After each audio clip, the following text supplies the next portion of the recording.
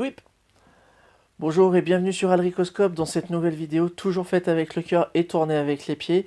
C'est un plaisir de vous retrouver pour ce sujet du jour, qui va être plus ou moins un écho de l'actualité du comics, puisqu'actuellement va sortir une mini-série aux États-Unis sur le personnage de Wolverine. Ça va être un titre qui va s'appeler Wolverine Black, White and Blood, parce qu'en fait, ça va être des petites histoires avec différents dessinateurs, différents scénaristes, mais avec une charte graphique commune, à savoir dessiné en noir, blanc et rouge. Et ça, je sais que ça va me plaire. Je n'ai pas ce titre parce qu'il n'est pas encore sorti. Enfin, il a dû sortir au moment où je tourne cette vidéo, où cette vidéo sera diffusée. Mais du coup, j'avais quand même envie de parler d'un autre titre parce que les images qui avaient été teasées à l'époque étaient des images dessinées par Andy Kubert, si je ne dis pas de bêtises. Et ça m'a fait penser à un autre titre dont j'avais envie de parler avec vous. C'était une mini-série de 6 numéros aux États-Unis, reliés en un seul volume, en TP ou en version française. Je crois savoir que Panini l'a édité en version française aussi.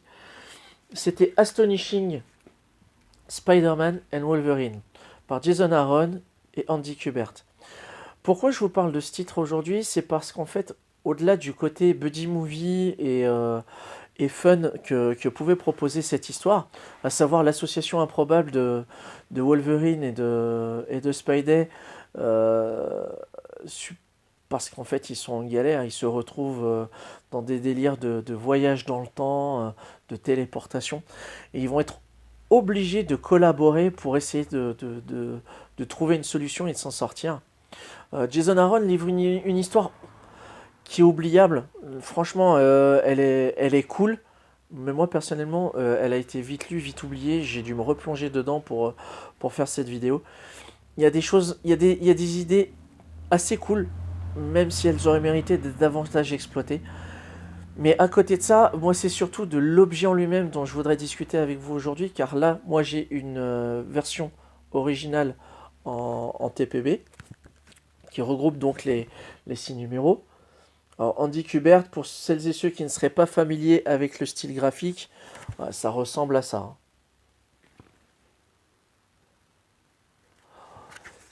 Moi, personnellement, j'ai toujours apprécié le travail d'Andy Kubert. Il avait travaillé sur la série Ultimate X-Men au début des années 2000.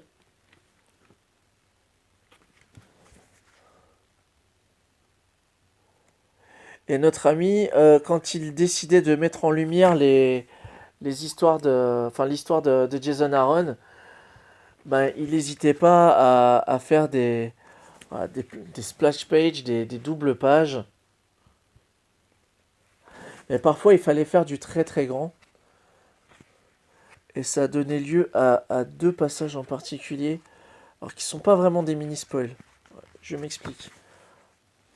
Vous voyez cette page là à droite, et là vous vous dites, il y a des bulles là, il y a du texte. Parce qu'en fait, il fallait faire ça.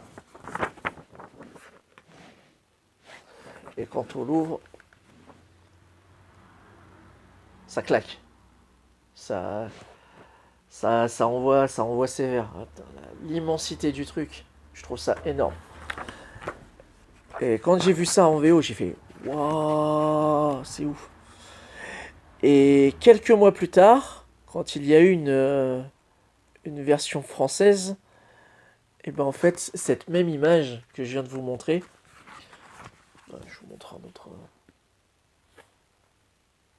Cette même image, donc, elle a été publiée comme ça, sur une seule page, réduite. Donc l'impact est diminué, la narration par rapport à l'histoire s'en retrouve un peu altérée, et c'est dommage. Clairement, c'est dommage. Ça aurait été cool de respecter cette volonté de... Il me semblait qu'il y en avait une autre. Bah non, il n'y en a pas d'autre. J'ai cru qu'il y en avait une deuxième. Et je trouvais ça dommage. Après, au niveau des dessins, franchement, ça fait clairement le job.